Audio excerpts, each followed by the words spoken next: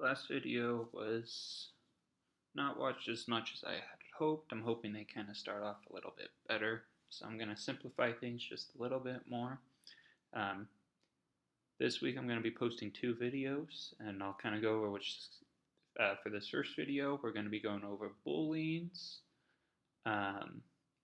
if-else statements, and loops. And then I'll kind of go over what's be in the next video at the very end. So for Boolean, Booleans simply put is just whether or not something is true or false. So there's 6 main types, and you can pause here if you want to kind of look more into them, but we have less than or equal to, greater than or equal to, equivalent to, and not equal to. And so we use Boolean statements in if-else statements. So kind of simply put, if-else statement is if something's true, things in the brackets will run, otherwise they won't. So for this example, you can see we have this number, our number 1 is 14, and our number 2 is 11. So if 14 is less than 11, it does this, otherwise it does this. So in this case, 14 is not less than 11, so we'll always do this else statement right here. Our loops, we have 3 main type of loops that we're going to be covering: while loops, for loops, and do while loops.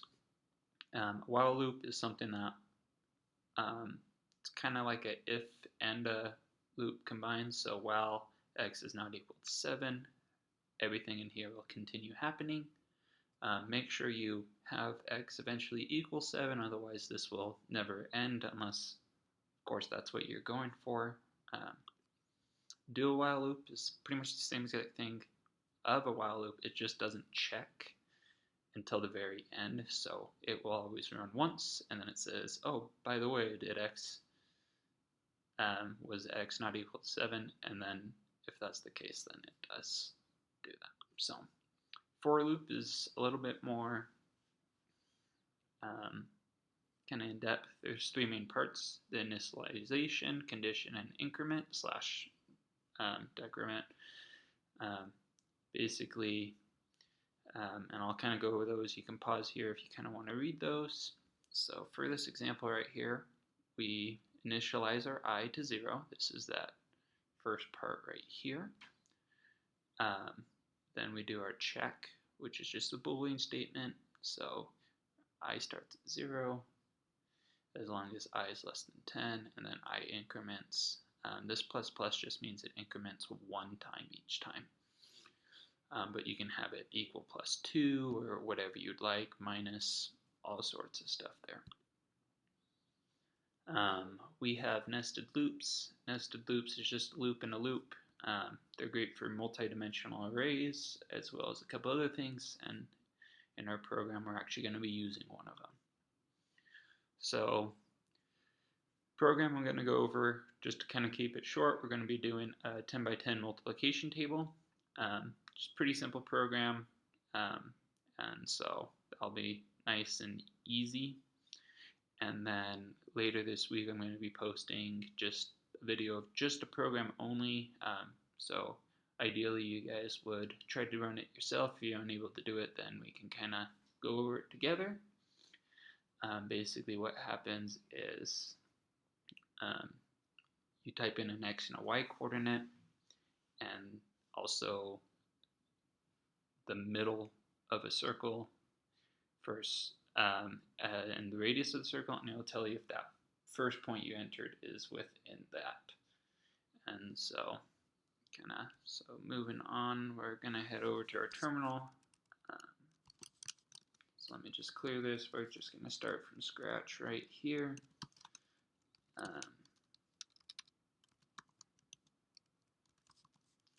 Alright, let's name it multiply. So, oops, let me just, I forgot to, so let's try this again. We want to make sure it ends in Java because we're working in Java right now, so there we go. And then, so like I said previously, all Java programs need to start with a class. So we're going to have our public class right here. We're going to name it multiply.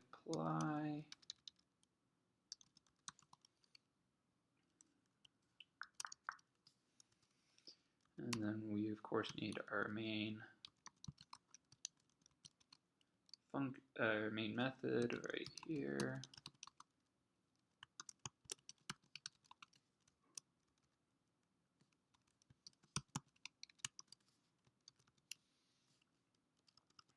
And so like I said, just don't worry about the string args right now. You won't be using it for a bit. So we're going to need to print off a header row. So what we're going to do here is we're going to have a for loop. We'll have int x right here. And let's see, how should we do this? We'll do equals 0. Actually, we probably wanted to start off. We'll do 1, and I'll kind of show why. We'll do x is less than or equal to 10. And we're going to have that increment each time by this. So I'll have that right here. I noticed I did make a mistake. This should be a parenthesis. And then we're just going to do a system.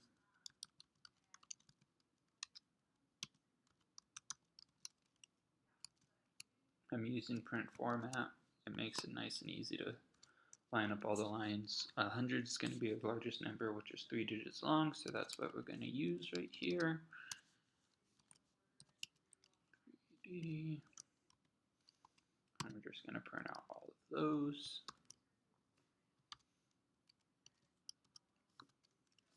So let's close that guy. And then we'll have another one right here where we just, so that way we can separate our 2 from like our 1, 2, 3, 4, 5, 6, 7, 8, 9, 10 from our actual multiplication table. So we'll just do this guy.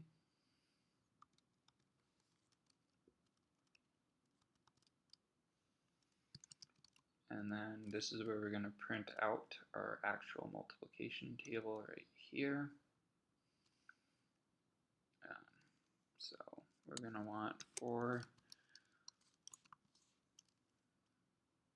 So we'll use int y here because we're going to do a table of x and y. So int y equals 1.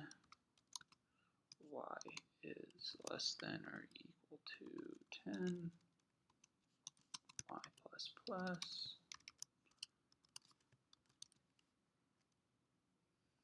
So we're always going to start with the number.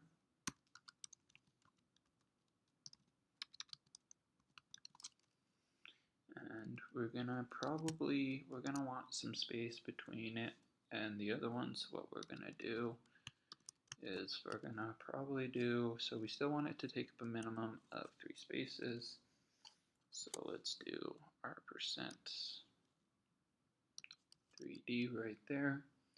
I'm going to add 2 extra spaces in here just so they can kind of, the first one will take up 5, kind of space it out that way. So if we're doing that on this guy way up here, we're going to need to line up our first row. So let me just do that real quick. We're just going to want to system out print, and we're just going to do 5 spaces. 1, 2, 3, 4, 5. See, so we can do that right there, and then kind of moving back down.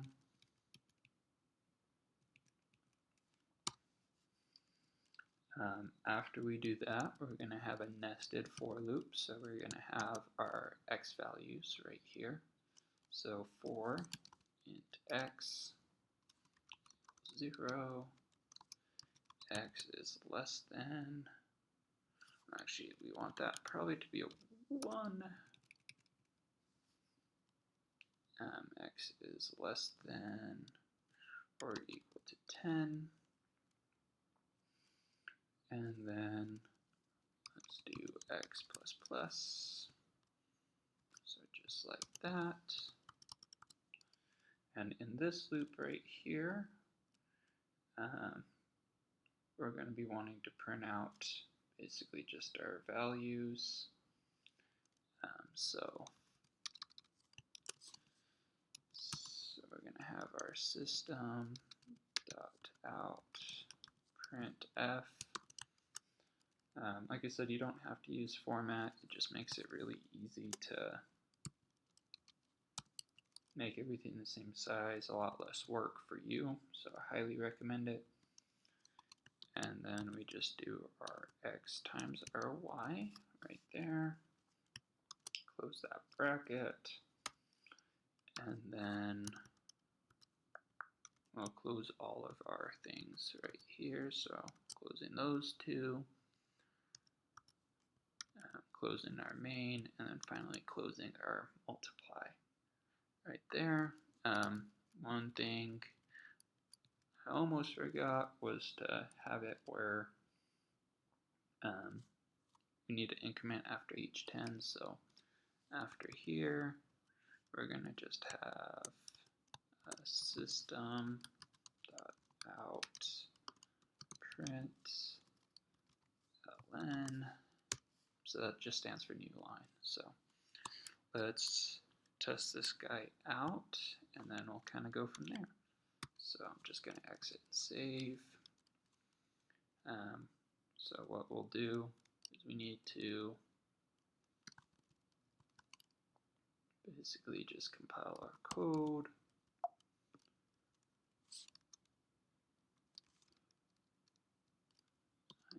iply.java. Oh, and look, so it looks like I just forgot one little colon right over here. So it's pretty easy to make a mistake. If you use like an actual compiler, makes it, you can kind of test as you go, which makes it a lot easier.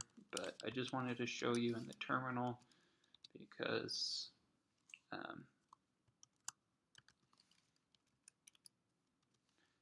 if I can do it in the terminal, then you should be able to do it someplace else. So let me just see where I made my mistake.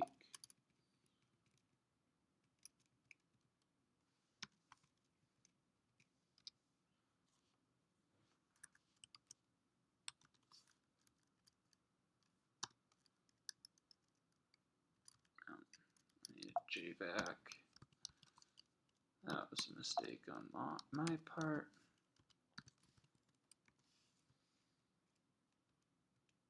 And then you can see when we run it. Let's see where I made my mistake. Oh, you can see a misspelled main right here. Oops. So let me just fix that. So spelling is obviously very important in this. Alright, let's try this one more time. So you can see we have a little multiplication table here. I made each one equal 3, so in this area right here you can see they touch. Simple fix for that would be making everything equal 4, but like I said, that's something you guys can do on your own. Well, I really hope that this was helpful for you guys, and like I said, I'll be posting that second video on the circles. Please like, comment, share my idea for this program, is basically a 10-week course where I do 2 programs a week, but that's only if there's interest in it. So hope you guys all have a great day, and thanks so much for watching.